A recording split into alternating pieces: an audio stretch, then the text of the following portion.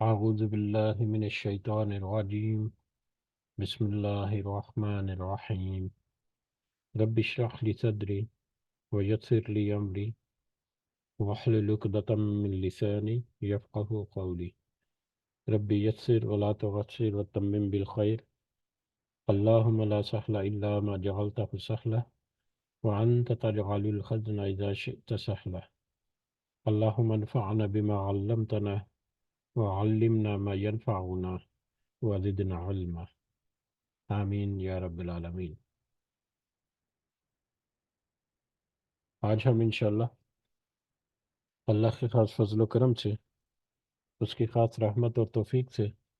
سورہ شورا کی آیت نمبر 10 سے آن ورڈ ہم اپنا سبق دیکھیں گے اور کچھ آیات کو سمجھنے کی کوشش کریں گے۔ سب سے پہلے ہم اسی کی حمد اور اسی کا شکر اور اسی کی تعریف کرتے ہیں جس نے ہمیں یہ وقت اور یہ مہلت عطا فرمائی، جس نے ہمیں یہ رزق، یہ سہولیات، یہ ضروریات اور بے شمار انعام و اکرام ہمیں عطا فرمایا، ہمارے اوپر کیا، اور خاص کر جس نے ہمارے دلوں میں یہ ڈالا کہ ہم اس بابرکت کلام کو سمجھنے کی کوشش کریں۔ اللہ تعالیٰ سے دعا ہے کہ اس کوشش میں ہمیں استقامت نصیب فرمائے، اس کی صحیح سمجھ عطا فرمائے، اپنی اور اپنے ساتھیوں کی اصلاح کرنے کی توفیق عطا فرمائے، سیدھے راستے پر چلتے رہنے کی توفیق عطا فرمائے، اور دنیا کے ساتھ ساتھ اللہ تعالیٰ ہمیں آخرت کی کامیابی اور اپنا خاص فضل و کرم ہمیں ہمارے شامل حال رکھے، آمین یا رب العالمین۔ حسب روایت آگے بڑھنے سے پہلے ہم اپنا پچھلا سبق دہراتے ہیں، اس کا ترجمہ سورہ شورا کی آیت نمبر 1 سے لے کر 9 تک، جو ہم نے الحمدللہ پچھلے سبق میں شروع کی تھی ہم نے، جس میں اللہ تعالیٰ نے فرمایا حامیم عین سین قاف، اللہ جو زبردست ہے اور حکمت والا ہے، اسی طرح تیری طرف اور تجھ سے اگلوں کی طرف وہی بھیجتا رہا، آسمانوں کی تمام چیزیں اور جو کچھ زمین میں ہے سب اسی کا ہے، وہ برتر اور عظیم الشان ہے۔ قریب ہے کہ آسمان اوپر سے پھٹ پڑیں اور تمام فرشتے اپنے رب کی پاکی تعریف کے ساتھ بیان کر رہے ہیں، اور زمین والوں کے لیے استغفار کر رہے ہیں۔ خوب سمجھ رکھو کہ اللہ تعالیٰ ہی معاف فرمانے والا، رحمت والا ہے، اور جن لوگوں نے اس کے سوا دوسروں کو کارساں بنا لیا، اللہ تعالیٰ ان پر نگران ہے اور آپ ان کے ذمہ دار نہیں ہیں۔ اسی طرح ہم نے آپ کی طرف عربی قرآن کی وحی کی تاکہ آپ مکہ والوں کو اور اس کے آس پاس کے لوگوں کو خبردار کر دیں، اور جمع ہونے کے دن سے، جس دن کے آنے میں کوئی شک نہیں، ڈرا دیں۔ ایک گروہ جنت میں ہوگا، جس دن ایک گروہ جنت میں ہوگا اور ایک گروہ جہنم میں ہوگا۔ اگر اللہ تعالیٰ چاہتا تو ان سب کو ایک ہی امت بنا دیتا، لیکن وہ جسے چاہتا ہے اپنی رحمت میں داخل کر لیتا ہے، اور ظالموں کا حامی اور مددگار کوئی نہیں۔ کیا ان لوگوں نے اللہ تعالیٰ کے سوا اور کارساز بنا لیے ہیں؟ حقیقتاً تو اللہ تعالیٰ ہی کارساز ہے، وہی مردوں کو زندہ کرے گا اور وہی ہر چیز پر قادر ہے۔ یہ ہمارا کل کا سبق تھا، یا اس سے پہلے جو ہم نے ہمارا جو پچھلا سبق تھا، جس میں ہم یہ نوٹ کریں اگر تو اس سورہ مبارکہ کے شروع میں ہی اللہ تعالیٰ کی وحدانیت کے ساتھ ساتھ اس کی بڑائی، اس کی بزرگی اور اس کی عظمت کا ہمیں اندازہ ملتا ہے کہ وہ کس قدر عظیم اور کس قدر بلند و بزرگ ہے، کہ جیسا کہ ہم نے حدیث کے حساب سے بھی دیکھا تھا کہ ایک ایک 4 انگشت برابر جگہ نہیں عرش کے اوپر، ساتویں آسمانوں کے اوپر، کہ جہاں پر کوئی فرشتہ مطلب ٹیکے، اپنا ماتھا ٹیکے، سجدہ ریز نہ ہو۔ اور اس کے علاوہ بھی ہم دوسری آیات اور احادیث کو جمع کریں تو جو عالم بالا کے فرشتے ہیں، اس کے علاوہ کائنات کے پورے کی پوری چیزیں جو بھی اللہ تعالیٰ نے تخلیق کی ہے، ساری تخلیق اس کی، وہ ساری کی ساری اللہ تعالیٰ کے احکامات کی پابندی کرتے ہوئے جس راستے پر اللہ تعالیٰ نے ان کو لگا دیا، چلا دیا، اس راستے کے اوپر ایک معینہ مدت تک کے لیے وہ اپنا اپنا کام بھی انجام کے رہے ہیں، اور اللہ تعالیٰ کے احکامات کی فرما برداری بھی کر رہے ہیں، اور ان میں سے بہت ساری کے بارے میں ہمیں سجدے کے بارے میں بھی پتہ چلتا ہے کہ وہ سجدے کرتی ہیں چیزیں، ماں سوا ایک انسان اور اس کے ساتھ جن بھی ہیں، کیونکہ انسان کی بات ہوتی ہے تو ہم انسان کے اوپر فوکس رکھتے ہیں، لیکن جن بھی اسی کیٹیگری میں کہ اللہ تعالیٰ نے اختیار دیا، اب اس اختیار کو وہ غلط استعمال کرتے ہیں، امانت کے طور پر اختیار دیا لیکن اس کو غلط استعمال کر کے وہ اپنی کبر اور اپنی جو تکبر ہے اس کو وہ بڑھاوا دیکھا ہے، لیکن ایک وقت آئے گا کہ وہ اللہ جو اتنا بلند اور بزرگ رہا ہے اور ہر چیز پر جو قدرت رکھتا ہے، وہ ایک دن سب کو اکٹھا کر لے گا، اختیار جو ہے وہ واپس جب سلب ہو جائے گا، پھر ان کو جب حساب کتاب دینا ہوگا تو پھر اس وقت کا یہاں پر ہے کہ وہ ظالموں کا کوئی حامی اور مددگار نہیں ہوگا۔ اب اللہ کی اس اللہ کو پہچانتے ہوئے یا اس اللہ کی اتنی عظیم و شان جو صفات ہیں ان کو ان کے سامنے رکھ دیا گیا، سارا کچھ کھول کر واضح کر کے پھر بھی جو اس کے ساتھ شریک ٹھہراتے ہیں، تو حقیقتاً ان کا کوئی مددگار نہیں ہوگا، کوئی ان کا ولی اور کوئی ان کا کارساز نہیں ہوگا، کیونکہ اس اللہ کے مقابلے نے انہوں نے یہ سارا کچھ کیا جو زندہ کرتا ہے اور جو دوبارہ زندہ کرے گا اور ہر چیز پر قادر ہے۔ یہی جو موضوع ہے یا یہی جو بیک گراؤنڈ ہے اس کو سامنے رکھتے ہوئے ہم آگے بڑھیں گے، اور آگے جب ہم بڑھتے ہیں تو ہمارا جو ایک مین پوائنٹ آف اٹینشن جو ہمیں ملے گا وہ یہ کہ وہی دین، وہی راستہ یا وہی طور طریقے جو پچھلے نبیوں کو اللہ تعالیٰ نے دیے، وہی نبی کریم صلی اللہ علیہ وسلم کی طرف بھی وہی کی جاری بنیادی چیزیں، توحید، اور پھر اللہ کے بتائے ہوئے راستے پر چلتے رہنا، اور اسی کی صرف عبادت کرنا، اور اسی کے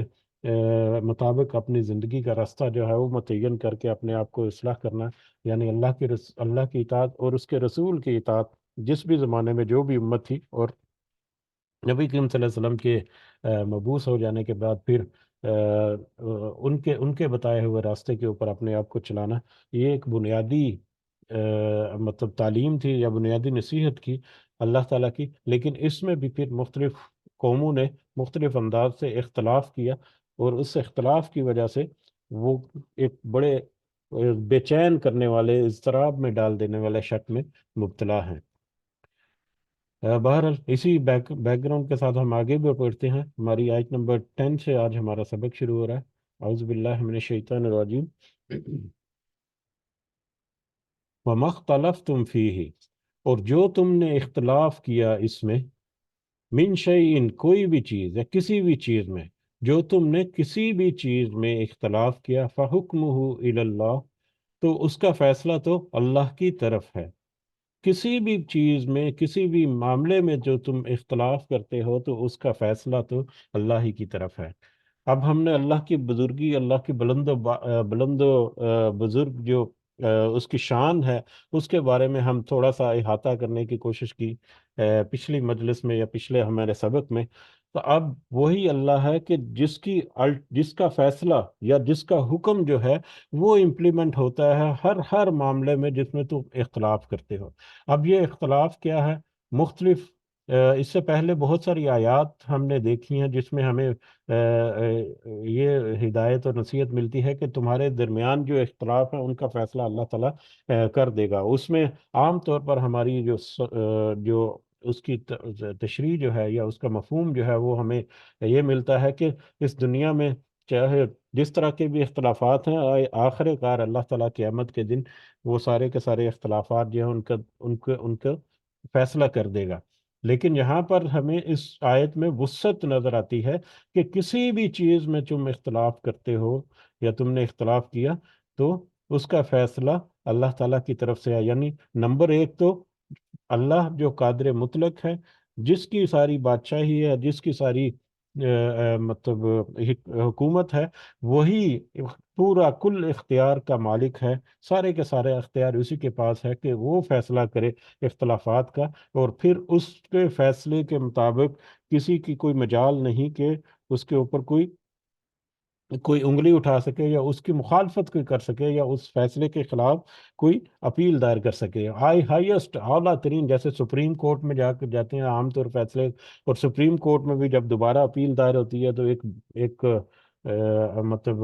بینچ جو بن جاتا ہے، وہ بینچ جو فیصلہ سنتا ہے اور وہ فیصلہ آخری اور حتمی ہوتا ہے، اس کے بعد دوبارہ سے کوئی اپیل نہیں کی جا سکتی۔ تو اللہ تعالیٰ کا فیصلہ اٹل اور آخری ہے، صرف وہی فیصلہ ہے جو امپلیمنٹ ہوگا، اس کے علاوہ اگر کوئی اس کی مخالفت کرتا ہے تو وہ یقیناً گناہ گار ہے، اور اس کا جواب دہ بھی ہے۔ تو ایک تو بات یہ ہے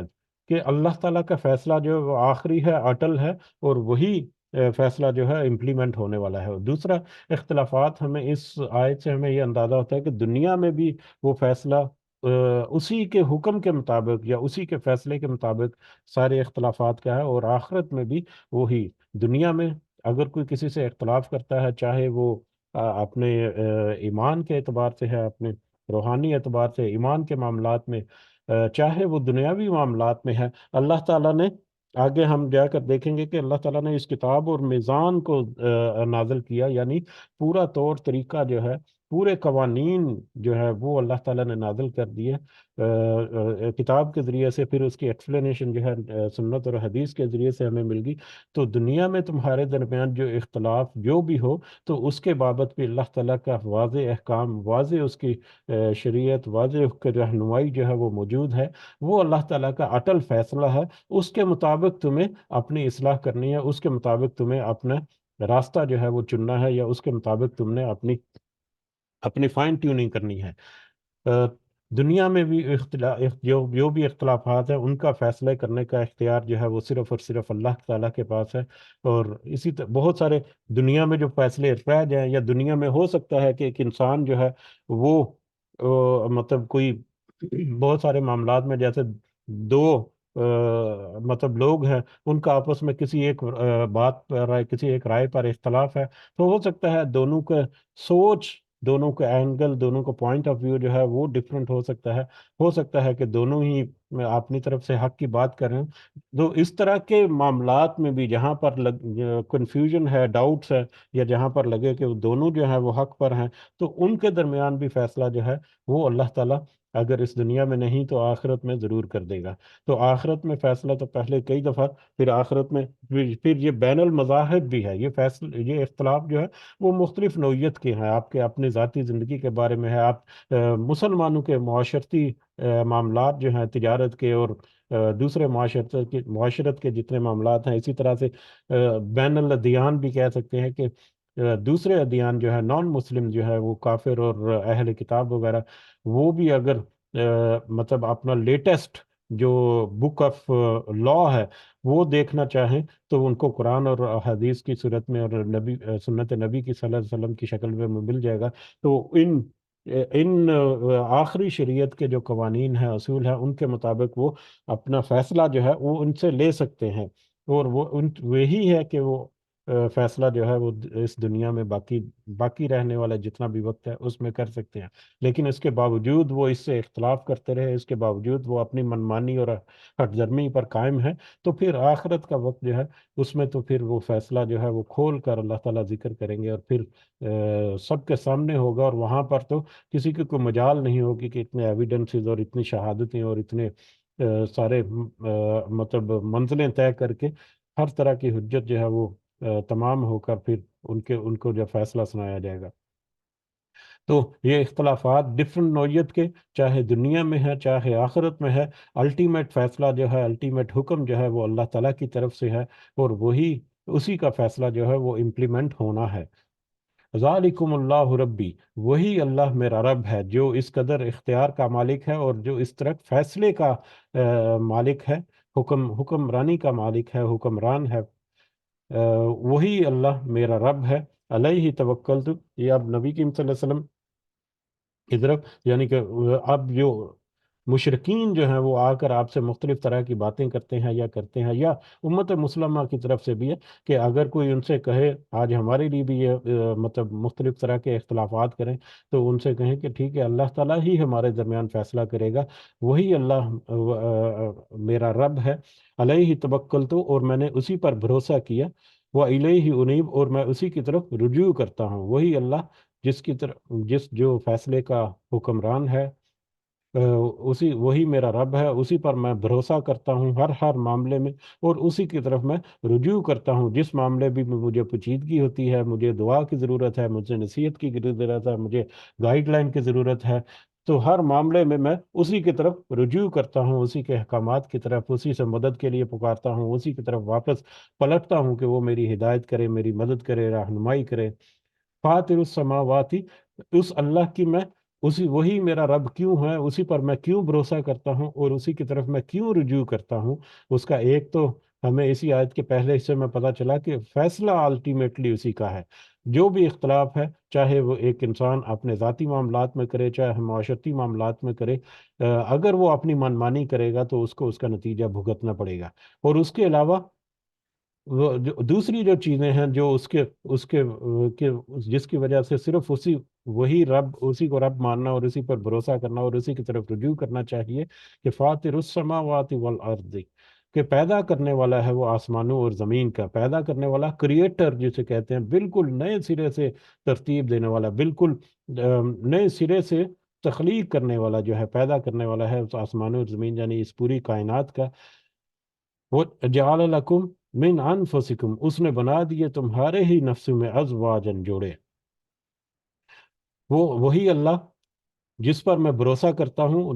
جس کی طرف میں رجوع کرتا ہوں، اس لیے بھی کہ وہی ہے جس نے تمہارے ہی نفسوں میں، یعنی انسانوں کے آپس میں ایک دوسرے کے ساتھ جوڑے بنا دیے، یعنی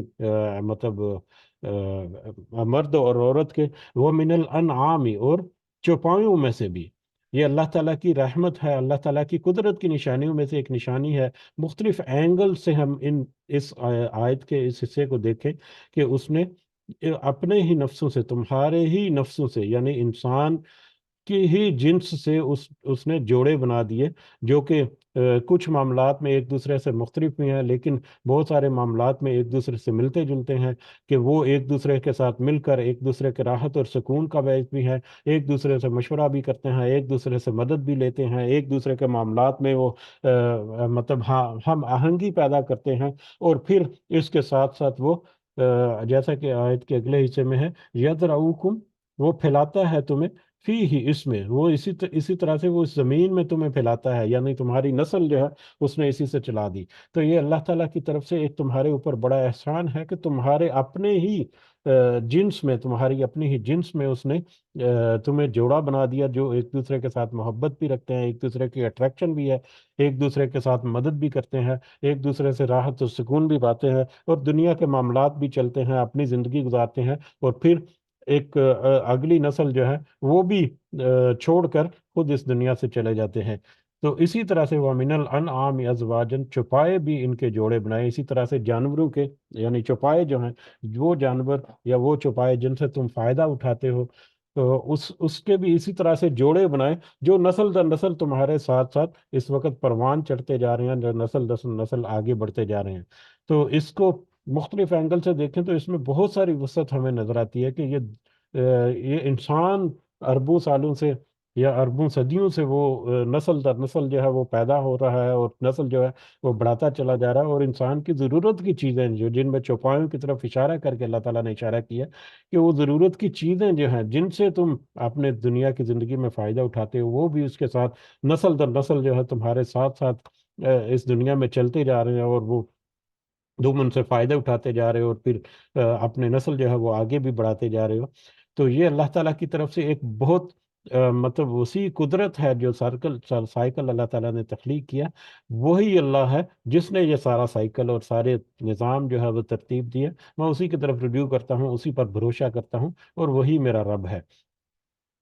وہ سمیع العلیم، سمیع البصیر، اور وہ خوب سننے والا اور خوب دیکھنے والا ہے، کہ جس نے ہر چیز کو تخلیق کیا نئے سرے سے، تو وہ اس کی ہر چیز جو ہے وہ سنتا ہے کہ اس کی کیا ضروریات ہیں، اس کے کیا معاملات ہیں، وہ کیا مانگتا ہے، اس کی دعائیں کیا ہیں، اور وہ پھر وہ دیکھتا ہے کہ وہ کیا عمل کرتا ہے، اس کی ساری مخلوق جو ہے وہ کیا عمل کر رہی ہے، کیا کر رہی ہے، اللہ کے بتائے ہوئے راستے کے اوپر چل رہی ہے یا اس سے انحراف کر رہی ہے۔ تو ہر چیز کو وہ سننے والا بھی ہے اور دیکھنے والا بھی ہے۔ لہو مقالید السماوات والارض، اسی کے پاس کنجیاں ہیں آسمانوں اور زمین کی۔ کنجیاں یہاں پر چابیاں یا کنجیاں، یہ عام طور پر خزانوں کی چابیاں یا خزانوں کی کنجیاں جو ہے اس کا مفہوم یہاں پر ملتا ہے آسمانوں اور زمین کی، یعنی آسمانوں اور زمین میں جو چھپے ہوئے خزانے ہیں ان کی کنجیاں اسی کے پاس ہیں۔ اس سے ایک دوسرا بھی ہے کہ جتنے انسان کی ضروریات ہیں،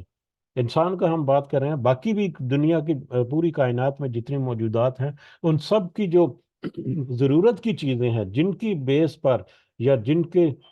جن سے وہ توانائیاں حاصل کرتے ہیں اور جن سے وہ اپنا اپنا جو بھی ان کا زندگی کا سفر ہے وہ طے کرتے جا رہے ہیں، وہ ساری کی ساری ان کی ضروریات کی چیزیں جو ہیں وہ اسی کائنات میں موجود ہے۔ اسی طرح سے انسان کے بارے میں، کہ اس کے جتنے بھی دنیاوی ضروریات جتنی بھی ہیں،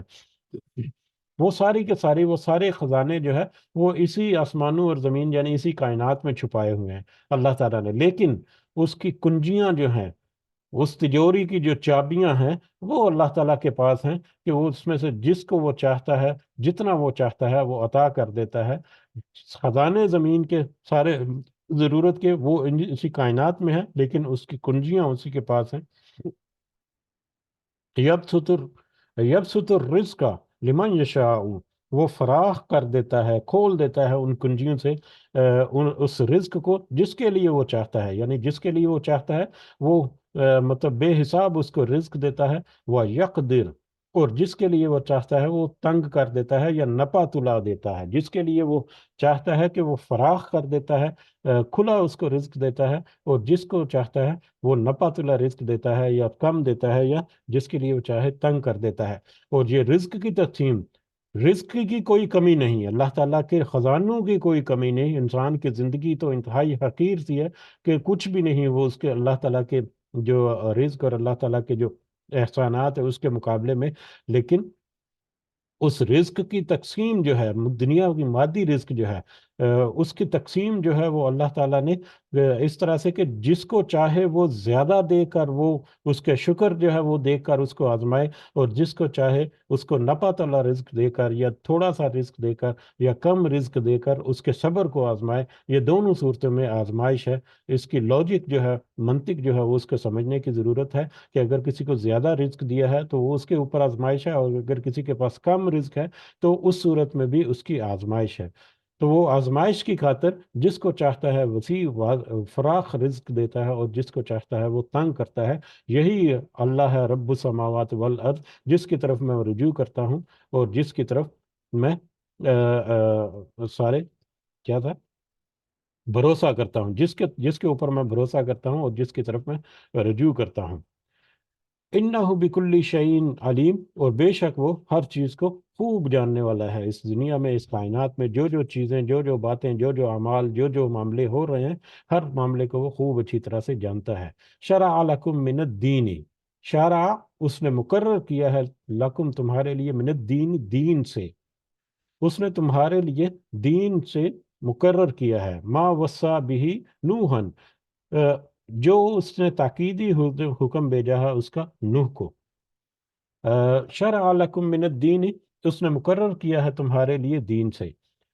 اب یہ آیت جو ہے، آیت نمبر 13 جو ہے، یہ آیت جو ہے اس سورہ مبارکہ کی چوٹی کی آیات میں سے ایک آیت ہے، اور اس قرآن مجید کی جو احکام شریعت جو ہیں اس کے میٹر میں ایک چوٹی کی آیت ہے۔ گو کہ اس آیت میں بہت ساری ایکسپلینیشن جو ہے وہ ہمیں تفاسیر میں ملتی ہے، اس میں بہت ساری ٹیکنیکل ٹرم جو شرعی اصطلاحیں جو ہیں وہ یوز کر کے اس کی بہت وسیع ایکسپلینیشن جو ہے وہ مختلف علماء نے کی ہے، اور ہمیں بہت وسیع ایکسپلینیشن جو ہے وہ ملتی ہے اس کی۔ کچھ جو تفسیر ہے، جیسے کہ حسن اصلاحی صاحب کی، صلاح الدین یوسف ہیں غالباً، ان کی صلاح الدین یوسف کہ انہوں نے مختصر سے انداز سے بھی اس کی دی ہے، تو میں تو اس قابل نہیں کہ اس کو اس طرح سے تشریح کر سکوں یا اس طرح سے ذکر یا بیان یا سمجھنے کی کوشش کر سکوں جس طرح سے علماء جو ہیں انہوں نے اس کی تفصیل کی ہے، لیکن اس کو مطلب سادہ سے الفاظ میں سمجھنے کی کوشش کرتے ہیں، مختصر سے الفاظ میں اگر کچھ سمجھنے کی کوشش کریں تو وہ کوشش ضرور کی جا سکتی ہے۔ اللہ تعالیٰ سے توفیق کی دعا ہے کہ اللہ تعالیٰ توفیق دے مجھے مطلب کچھ کہنے کی اور ہمیں کچھ سمجھنے کی کہ اس سے ہمیں کیا نصیحت ملے گی۔ بار شرع لکم من الدین، اس نے مقرر کیا ہے تمہارے لیے دین سے۔ شرع، شرع کہتے ہیں یہاں پر اس کا ترجمہ کیا ہے وہ مقرر کیا۔ شرع آتا ہے راستہ مقرر کر دینا یا راستہ متعین کر دینا ہے، اسی سے شارع ہے۔ ہم یہاں پر عربی میں گلف وغیرہ میں دیکھتے ہیں کہ جو روڈز ہیں ان کو شارع کہتے ہیں، اسٹریٹ جیسے کہتے ہیں، یا جو سڑک ہے اس کو یہاں پر شارع کہتے ہیں، شارع کے نام سے ہے کہ شارع منتدی ہے یا شارع مدینہ خلیفہ ہے یا اس طرح کے شارع شمال ہے، طریق بھی کہتے ہیں، شارع بھی کہتے ہیں، ٹھیک ہے۔ اسی طرح سے شریعت ہے، شریعت بھی اسی طرح کہ وہ پورا ایک قانون، قانونی رستہ جسے کہہ سکتے ہیں، یا شریعت، شریعت محمدی جسے کہتے ہیں کہ پورا ایک قانون جو ہے وہ ایک شریعت ہے، وہ بھی اسی سے ہے کہ شارع ہے، یعنی پورے نظم و ضبط، پورا قانون، پورا لا جو ہے وہ مقرر کیا ہوا شریعت کی شکل میں، جس کو ہم عام طور پر شریعت کہہ سکتے ہیں یا شریعت اسلامیہ کہہ سکتے ہیں یا شریعت محمدی کہہ سکتے ہیں۔ تو وہ وہی ایگزیکٹلی یہ ہے کہ اس نے ایک پوری شریعت، ایک نے ایک پورا قانون جو کہ نافذ العمل ہے، جو کہ پورا ترتیب دیا گیا ہے، اس نے مقرر کیا ہے لکم تمہارے لیے من الدین، دین سے۔ دین کیا ہے اس کو ہم نے سمجھنے کی کوشش کی تھی پہلے، انتہائی سادہ الفاظ میں اگر ہم اس کو سمجھنے کی کوشش کریں تو توحید و رسالت کی گواہی، بنیادی جو عقائد ہیں ہمارے دین کے، اس کی گواہی اور اس کے اقرار کے ساتھ ساتھ اس کے جو احکامات ہیں اللہ کے اور اس کے رسول صلی اللہ علیہ وسلم کے، ان کو پریکٹیکلی اپنی زندگی میں نافذ کرنا، پریکٹیکلی اپنی زندگی میں امپلیمنٹ کرنا، وہ دین ہے۔ تو وہ طور طریقے اس میں، یعنی دین میں ہمارے طور طریقے، ہمارے زندگی گزارنے کے جتنے اصول و ضوابط ہیں، جتنے احکامات ہیں، جتنے معاملات ہیں جن کی بنیاد پر ہم زندگی گزارتے ہیں، وہ سارے بھی داخل ہیں۔ اور پھر دین کے جو اسلام کے یا ہمارے جو مذہب کے بنیادی عقائد جو ہیں، جس میں توحید سب سے بنیادی ہے، اس کے بعد پھر رسالت ہے، اس کے بعد باقی جو بنیادی معاملات ہیں وہ بھی شامل ہیں، تو سب چیزوں کا مجموعہ جو ہے وہ دین ہے۔ تو دین پورا کے پورا ایک پیکج ہے جس کو ایک انسان اپنے ساتھ رکھ کر اس دنیا کے اوپر اپنا سفر جو ہے وہ کرتا ہے، اور جس کو ہم سادہ الفاظ میں دین یا اپنے طور طریقے یا رہن سہن کے معاملات میں اللہ تعالیٰ کی طرف سے جو احکامات ہیں، نبی کریم صلی اللہ علیہ وسلم کے جو ہدایت و نصیحت ہے، اس سب سارے چیزوں کو لے کر آگے بڑھنا، یہ دین ہے۔ تو اس نے اس دین کو پورا قانونی طور پر نافذ کر دیا تمہارے لیے، ٹھیک ہے۔ شرع لکم من الدین، اس نے مکمل طور پر اس دین کو نافذ العمل بنا دیا، مقرر کر دیا تمہارے لیے۔ کس طرح سے؟ اب یہ دین کون سا دین ہے جس کو اللہ تعالیٰ نے نافذ کر دیا، مقرر کر دیا، شریعت بنا کر تمہارے لیے پیش کر دیا؟ وہ دین ہے ما وصا، اسی دین کی وصیت کی یا تاکیدی حکم دیا، تاکیدی حکم بھیجا، یا اسی دین کے حکم کی تاکید کی بھی نوحن، نوح کو، اس کے ساتھ نوح کو، اسی دین کی نوح کو تاکیدی حکم دیا۔ والذی اوحینا الیک، اور جو ہم نے وحی کی آپ کی طرف۔ اب یہاں پر شرع لکم جو ہے تمہارے لیے، یا تمہارے لیے سے مراد جو ہے وہ امت محمدی بھی ہو سکتا ہے اور پورے نوع انسانی بھی ہے۔ ایکچولی یہ پورے نوع انسانی ہوتی ہے کہ پورے نوع انسانی کے لیے یہ طریقہ جو ہے، یہ شریعت جو ہے، یہ اس کو نافذ العمل کر دیا، اس کو دین بنا کر اللہ تعالیٰ نے مقرر کر دیا پوری نوع انسانی کو، جس طرح سے اس نے اس کا حکم دیا تھا، تاکیدی حکم دیا تھا نوح علیہ السلام کو، اور پھر جو ہم نے وحی کی، جو اللہ تعالیٰ نے وحی کی الیہ کا آپ کی طرف، یعنی نبی کریم صلی اللہ علیہ وسلم کا، نوح علیہ السلام سے لے کر شروع ہو کے نبی کریم صلی اللہ علیہ وسلم تک جو پورا شریعت، جو پورا شارع یا پورا شرع جو ہے اس دین کی، وہ اللہ تعالیٰ نے جو مقرر کی، وہ ایک ہی دین تھا، یعنی ایک ہی دین تھا جو حضرت نوح علیہ السلام سے شروع ہوا وہ شریعت، اور حضرت محمد مصطفیٰ صلی اللہ علیہ وسلم تک آ کر وہ مکمل ہوا، اور اس کے بعد پھر علماء اور مشائخ جو باقی جو لوگ ہیں جن کو نبی کریم صلی اللہ علیہ وسلم نے آگے پھر مطلب حکم دیا، وہ پھر آگے لے کر چلے، اور آج ہر انسان کی یہ ذمہ داری ہے کہ وہ اس عمل میں اپنا حصہ ڈالے۔ باہر یہاں پر حضرت نوح علیہ السلام سے لے کر نبی کریم صلی اللہ علیہ وسلم کی طرف اشارہ کیا۔ حضرت نوح علیہ السلام سے پہلے ہمیں پتہ ہے کہ حضرت آدم علیہ السلام جو ہے وہ بھی اللہ تعالیٰ کی طرف سے تھے، مبعوث سے۔ لیکن حضرت نوح علیہ السلام سے پہلے گمان کیا جاتا ہے کہ کوئی نبی یا کوئی رسول اس طرح سے نہیں آیا حضرت آدم علیہ السلام کے بعد، لیکن کچھ کے رائے یہ ہے کہ حضرت ادریس علیہ السلام جو ہیں وہ غالباً حضرت نوح علیہ السلام سے پہلے گزرے ہیں، لیکن اس کے بارے بھی مختلف رائے ہیں۔ لیکن یہ تو ایک متفق ہیں کہ حضرت نوح علیہ السلام جو ہیں وہ سب سے پہلے نبی تھے جن کو شرک کے میٹر میں مطلب نصیحت اور ہدایت کے لیے اللہ تعالیٰ نے مبعوث کیا۔ یعنی شرک کی جو ابتدا ہوئی وہ قوم نوح سے تھی، یا شرک کی ابتدا جب ہوئی تو اسی وقت حضرت نوح علیہ السلام جو ہے وہ اللہ تعالیٰ کی طرف سے مبعوث کیے گئے کہ اب ٹھیک ہے دوسرے بگاڑ جو ہے معاشرتی معاملات میں، معاشی معاملات میں وہ چل رہے ہیں اس میں معاملہ، لیکن جب جیسے ہی شرک کے میٹر میں مطلب تھوڑا سا کریٹیکل ہو گیا، تو اللہ تعالیٰ نے نبیوں کا سلسلہ وہاں سے شروع کر دیا، رسولوں کا سلسلہ وہاں سے شروع کیا، اور وہ رسولوں کا سلسلہ حضرت نوح علیہ السلام سے شروع ہوا، چلتا چلتا چلتا چلتا نبی کریم صلی اللہ علیہ وسلم تک آ کر رکا۔ تو یہ پورا ایک چین کے دونوں سرے، یا پورے وہ شارے جو ہے، وہ جو جس کا ہم نے شارے یا شریعت کی شارے جو ہم نے دیکھا، ایک سڑک جو ہے، ایک راستہ جو ہے، اس کے دونوں سرے اللہ تعالیٰ نے یہاں پر ہمیں ذکر کر دیے کہ نوح علیہ السلام سے لے کر نبی کریم صلی اللہ علیہ وسلم تک اسی ایک دین کا راستہ جو ہے اس کی اللہ تعالیٰ نے تاکیدی حکم دیا، اسی کے بارے میں نصیحت اور رہنمائی کی۔ جتنے بھی نبی آئے اس میں، جتنے بھی رسول آئے اس میں، ان دونوں کے درمیان، حضرت نوح اور نبی کریم صلی اللہ علیہ وسلم کے درمیان، اور ان رسولوں میں پھر ذکر ہوتا ہے تین رسولوں کا، بہی ابراہیم، اس کا ابراہیم و موسیٰ و عیسیٰ، موسیٰ کو اور عیسیٰ کو علیہ السلام، اور اسی دین کا، اسی شریعت کا حکم جو ہے، اسی مقرر کردہ نافذ العمل جو دین ہے اس کا، اسی کی نصیحت کی ہم نے ابراہیم کو بھی اور موسیٰ کا بھی اور عیسیٰ کو بھی علیہ السلام۔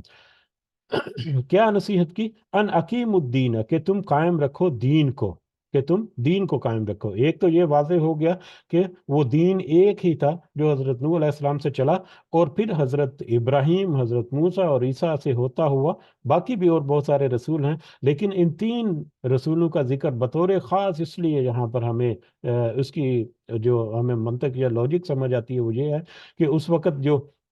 جو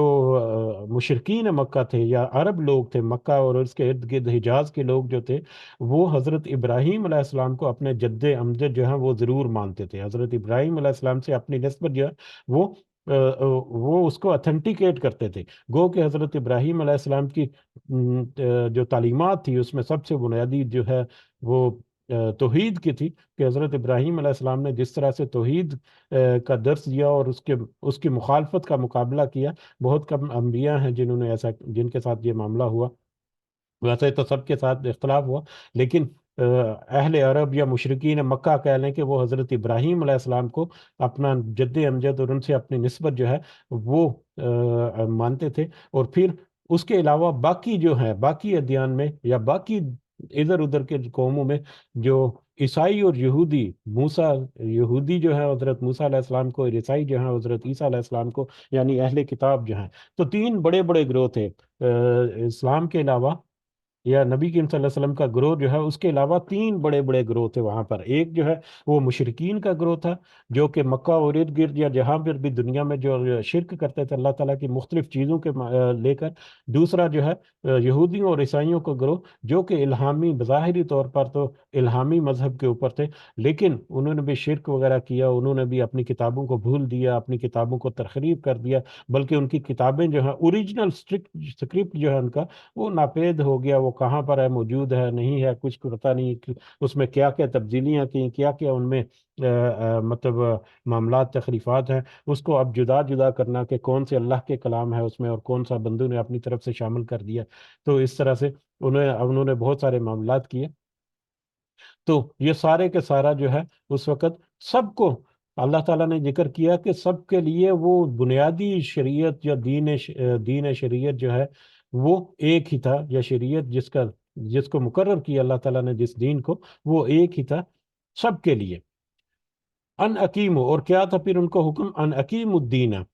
کہ تم دین کو قائم رکھو، قائم کرو یا قائم رکھو، دونوں اس کے معنی ہو سکتے ہیں کہ تم سب کو حکم دیا، تاکیدی حکم دیا اللہ تعالیٰ نے کہ تم اس جو ایک دین ہے اللہ تعالیٰ کی طرف سے مقرر کردہ، اس دین کو تم قائم رکھو یا قائم کرو۔ قائم کرو سے کا جب ترجمہ کریں گے تو اگر تو شرک ہے، اگر تو اس کی مخالفت ہے، یا اگر تو اس سے بغاوت ہے، تو پھر تو تم اپنے وسائل، اپنی نصیحت، اپنے جتنے بھی معاملات ہیں وہ اپنے وسائل جو ہیں وہ سارے بروئے کار لاتے ہوئے اللہ کے دین کو نافذ کرو، اللہ کے دین، اللہ کی شریعت جو ہے اس کو نافذ کرو، اس کو امپلیمنٹ کرو۔ اور پھر قائم رکھو کا مطلب ہے کہ اگر دین کو امپلیمنٹ کر دیا گیا ہے، یا دین موجود ہے، یا پہلے سے قائم ہے، تو پھر اس کو اسی طرح سے جاری و ساری رکھو، اس کی دین کو تو قائم رکھو اور قائم کرو، دونوں اس کے معنی ہے کہ سارے کے سارے نبی حضرت نوح علیہ السلام سے لے کر جتنے رسول آئے نبی کریم صلی اللہ علیہ وسلم تک، سب کو ایک ہی تاکیدی حکم دیا کہ ایک تو اسی دین کے اوپر قائم رہو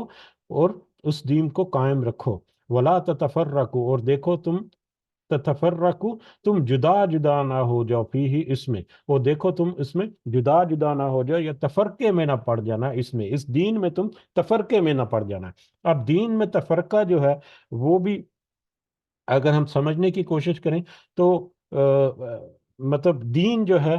اس کی بہت ساری ذیلی جو مطلب برانچز ہیں وہ ہمیں نظر آتی ہیں۔ جیسا کہ ہم اپنے دین کو دیکھ لیں، اسلام کو دیکھ لیں، تو اگر ہم اسلام کو یا امت محمدی جو ہے شریعت محمدی کی طرف ہم دیکھیں، تو اس میں ہمیں بہت سارے مختلف مطلب اسکول آف تھاٹ نظر آتے ہیں، بہت سارے مختلف اوپینینز نظر آتے ہیں جو ایک دوسرے سے اختلاف کرتے ہیں۔ جیسے کہ مطلب اماموں کے بارے میں ہے کہ امام شافی اور مالکی اور حنبلی اور حنفی جو ہیں، اب ان سب کے اپنے اپنے اسکول آف تھاٹ تھے، لیکن انہوں نے جو اپنی اپنی تشریحات کی، انہوں نے جو دین کو سمجھا، جس اینگل سے انہوں نے پرکھا، وہ پورا کا پورا ٹوٹلی علمی بنیادوں کے اوپر تھا، جو پورا کا پورا انہوں نے اپنی پوری زندگیاں لگا کر اس کو علمی بنیاد پر اپنا اپنا جو ان کا فہم تھا، جو ان کی سمجھ تھی، وہ انہوں نے ذکر کیا، وہ انہوں نے کتابوں میں لکھا، وہ انہوں نے اس کی تبلیغ کی۔ اب یا اس طرح کے جتنے علماء ہیں، جو علماء حق ہیں، ان کے درمیان آپس میں کوئی فروعی اختلاف جو کہہ سکتے ہیں، یا کوئی اجتہادی مسائل کچھ ایک دوسرے سے ہو سکتا ہے کہ مختلف ہوں گے، بہت ساری ایسی چیزیں پائی جاتی ہیں، ٹھیک ہے۔ وہ اختلاف جو ہے ان کا، وہ ٹوٹلی جو ہے وہ علم کی بنیاد پر ہے، وہ ایک اسکول آف تھاٹ کی بنیاد پر ہے۔ ہو سکتا ہے کہ کسی معاملے میں کسی کو کہیں سے رہنمائی جو ہے وہ اس طرح سے ملی، کسی کو رہنمائی اسی طرح سے ملی، لیکن ان میں بنیادی جو دین یا بنیادی شریعت کے جو نصوص ہیں، بنیادی احکامات ہیں، اس میں کوئی قدغن نہیں ہے۔ شرک کے معاملے میں کوئی ایسا ان کا نہیں ہے کہ میٹر کے جس میں ان کا اختلاف ہو۔ جب بہت واضح احکامات جو ہیں، جو اٹل احکامات ہیں اللہ تعالیٰ کے، اس میں کسی قسم کا کوئی اختلاف نہیں۔ سود کے بارے میں جو اللہ تعالیٰ نے ذکر کر دیا، احکامات دیے، اس میں کسی قسم کا کوئی اختلاف نہیں ہے۔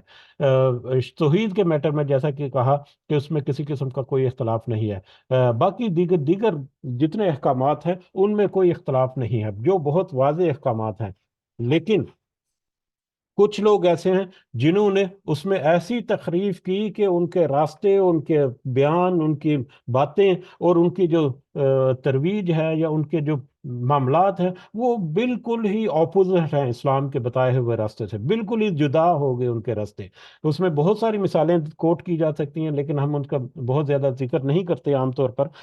جس میں یہ مزارات کے اوپر بہت ساری بہت واضح اور بہت مطلب اتھینٹک احادیث ہمیں موجود ہے ہمارے سامنے کہ مزار وغیرہ بنانا، مزاروں کے اوپر مجاور بن کر بیٹھ جانا، اور اس طرح سے نبی کریم صلی اللہ علیہ وسلم کے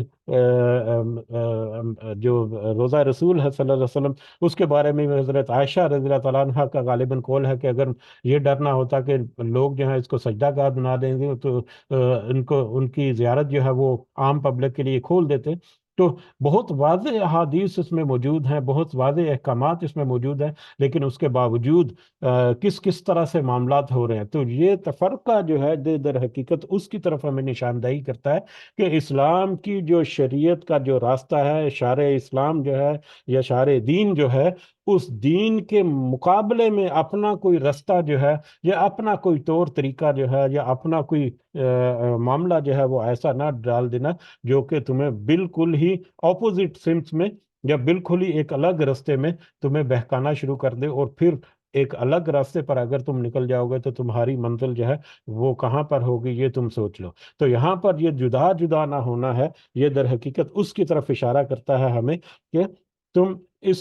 بتائے ہوئے، اس دین کے بتائے ہوئے جو شارع یا رستے جو ہے، اس کے اوپر چلتے رہنا اور دیکھنا بالکل اپوزٹ اس سے جدا جدا نہ ہو جانا. جب ٹھیک ہے چلتے ہوئے گھروں میں آپس میں کچھ معاملات ہو جاتے ہیں، ایون کہ میاں بیوی جن کے بارے میں اوپر ذکر ہوا کہ تمہاری اپنی جنس سے تمہارا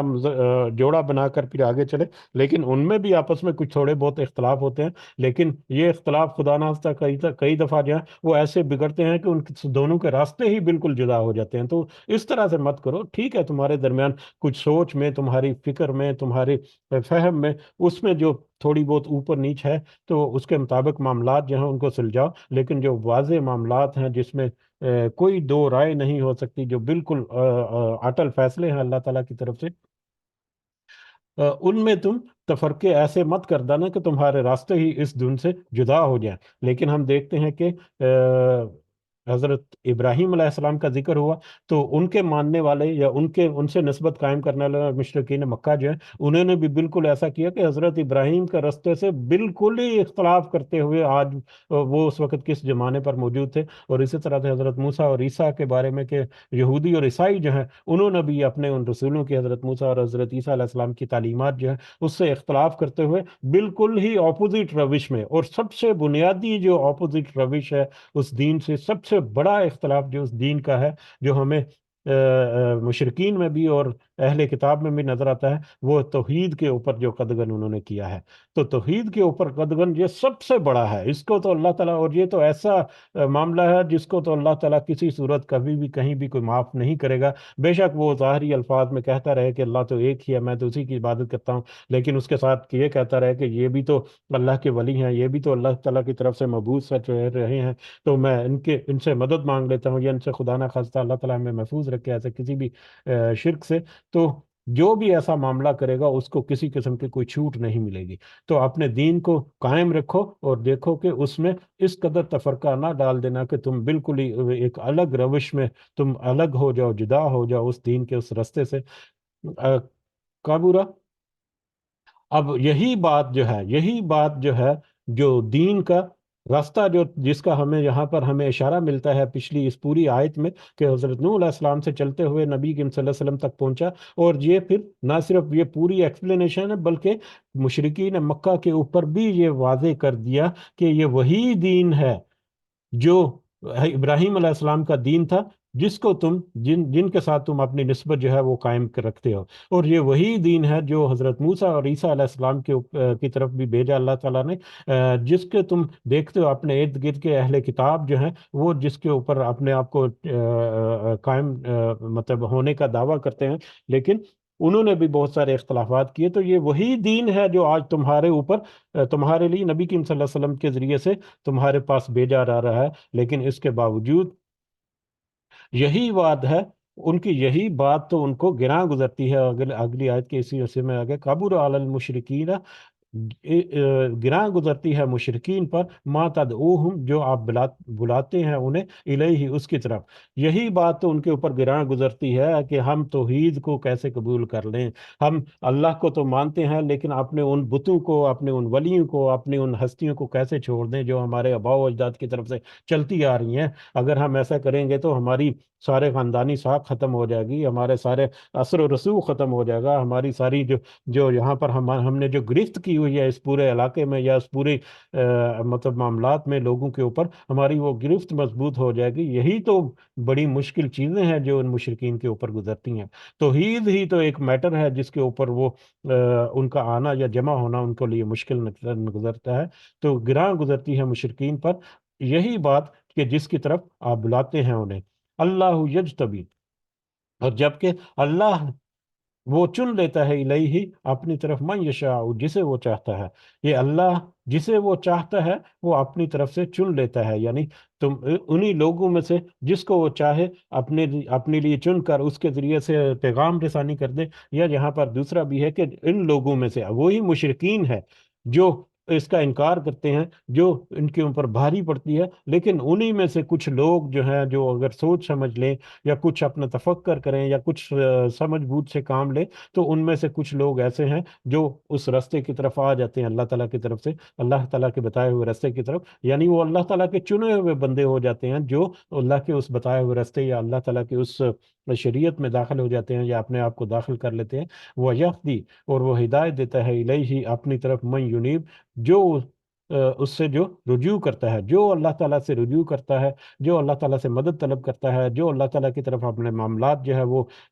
چھوڑتا ہے، جو اللہ تعالیٰ کے اوپر بھروسہ کرتا ہے، پھر اللہ تعالیٰ اس کی ہدایت بھی دیتا ہے، اور پھر اس ہدایت کے مطابق پھر رہنمائی بھی کرتا ہے اس کی۔ تو اللہ تعالیٰ ان بندوں میں سے چن بھی لیتا ہے جو اس کے راستے پر آنا چاہتے ہیں، جو تھوڑا سا غور و فکر کرتے ہیں، اور جو پھر اپنے معاملات میں پھر اللہ تعالیٰ کی طرف رجوع کرتے ہیں، تو پھر اس کی طرف وہ رجوع بھی کرتا ہے اور رہنمائی بھی کرتا ہے۔ میرا خیال ہے یہیں پہ رکتے ہیں ہم۔ اللہ تعالیٰ سے دعا ہے کہ اس میں ہم نے جو سمجھنے کی کوشش کی، گو کہ وہ اس طرح کے الفاظ نہیں تھے، گو کہ اس طرح کے میرے پاس کوئی ایکسپرٹیز نہیں ہے۔ اللہ تعالیٰ سے دعا ہے کہ ہمیں اس کی صحیح سمجھ جو ہے وہ ہمیں عطا فرمائے، اور ہمارے کہنے میں، سننے میں، سمجھنے میں کوئی کمی بیشی ہے تو اللہ تعالیٰ ہمیں معاف فرمائے، اور اس کا صحیح سمجھ جو ہے ہمارے دلوں میں، ہمارے سینوں میں پیوست کر کے اتار کر اس کے ذریعے سے اللہ تعالیٰ ہمیں اپنی سنسیت، اپنی اصلاح کرنے کی توفیق عطا فرمائے۔ آمین یا رب العالمین، وما علینا الا البلاغ المبین۔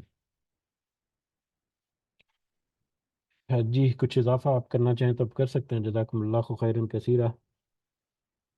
اور جیسا کہ میں نے ذکر کیا، یہ آیت مبارکہ جو ہے یہ بہت ہی وسعت رکھتی ہے، اور ٹیکنیکلی شرعی اصطلاح کے اعتبار سے یہ بہت ہی مختلف مقام ہے اس آیت مبارکہ کا۔ اس کو بہت سارے علماء نے بہت سارے مختلف انداز سے اس کو تفصیل سے ذکر کیا ہے، تو اگر آپ کو وقت ملے یا کوشش کریں تھوڑا سا تو اس کو ضرور آپ سمجھ لیجئے گا۔ تو مطلب تھوڑی سی مزید ایکسپلینیشن یا مزید اس میں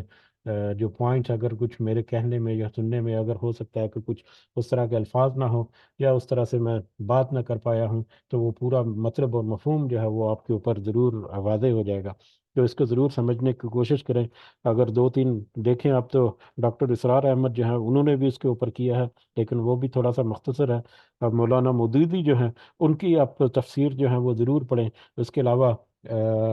مولانا محمد شفیع جو ہے وہ مفتی اعظم پاکستان، جو معرف القرآن کے نام سے ان کا ایک پوری تفسیر جو ہے موجود ہے، اس میں بھی تفسیر کے ساتھ اس میں ذکر کیا گیا۔ تو ان علماء کو یا جو بھی اتھینٹک یا جو علماء ہیں ان کی آپ تفاسیر جو ہیں وہ ضرور پڑھیں اس آیت کے متعلقہ، کیونکہ اس میں بہت سارے ایسے ٹیکنیکل اور فقہی اور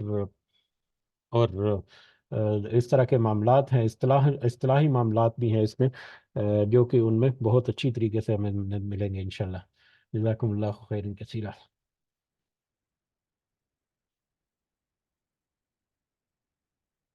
جی اگر کوئی اور اضافہ نہیں ہے تو ہم بڑھتے ہیں اختتام کی طرف۔ اللہ تعالیٰ سے دعا ہے کہ اللہ تعالیٰ ہمیں آسودگی عطا فرمائے، اور اللہ تعالیٰ ہمیں ایسی آسودگی عطا فرمائے اس دنیا میں جس کا فائدہ ہم اس دنیا میں بھی حاصل کریں، اور اس میں سے ہم آخرت کے لیے بھی اپنی کمائی کر سکیں۔ ہمارے جتنے معاملات ہیں اللہ تعالیٰ خاص اپنی مدد اور رہنمائی ہماری کرے، ہماری نیک اور جائز حاجات اور خواہشات اللہ تعالیٰ ہمیں ہمارے لیے مہیا کرے، آسان کرے، اور اس کا ہمیں دنیا اور آخرت کے لیے بھرپور فائدہ اٹھانے کے اللہ تعالیٰ توفیق عطا فرمائے۔ اللہ تعالیٰ ہمیں یہ بھی توفیق دے کہ ہم جو بھی اللہ تعالیٰ نے ہمیں رزق اور نعمتیں عطا کی ہیں اس کو ہم اس کے راستے میں بھی خرچ کریں، اور اس کے راستے میں بھی زیادہ سے زیادہ تقسیم کریں۔ ہمارے والدین کو اللہ تعالیٰ خاص رحمت اور خاص فضل و کرم کرے، صحت سے بھرپور زندگی عطا فرمائے جس دنیا میں حیات ہیں، اور جس دنیا سے گزر گئے ہمارے والدین اور سارے مومنین اور مومنات، اللہ تعالیٰ سب کو اپنے خاص فضل و کرم سے جنت الفردوس میں اعلی مقام عطا فرمائے۔ رب ارحمہما کما ربیانی صغیرا، رب ارحمہما کما ربیانی صغیرا، رب ارحمہما کما ربیانی صغیرا۔ ربنا آتنا في الدنيا حسنة وفي الآخرة حسنة وقنا عذاب النار۔ ربنا ظلمنا أنفسنا وإن لم تغفر لنا وترحمنا لنكونن من الخاسرين۔ ربنا تقبل منا إنك أنت السميع العليم وتب علينا إنك أنت التواب الرحيم۔ سبحان ربك رب العزة عما يصفون وسلام على المرسلين والحمد لله رب العالمين۔ سبحانك اللهم وبحمدك أشهد أن لا إله إلا أنت أستغفرك وأتوب إليك۔ جزاكم الله خيرا كثيرا۔ السلام علیکم ورحمۃ اللہ وبرکاتہ۔